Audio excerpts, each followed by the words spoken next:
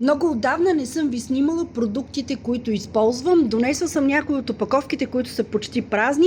Ще започнем с невероятния лосьон на Махариши Аюрведа Пита. Вероятно Пита, може би нищо няма да говори на повечето от вас. Ще разберете сега. Ако кожата ви е суха, вие имате нужда точно от този лосьон за тяло.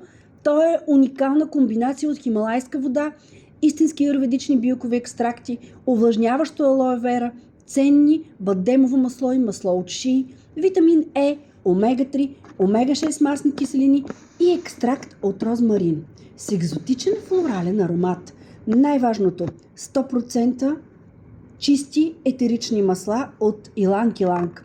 100% натурален, нещо, което за мен е must have в дейли рутината на всеки един.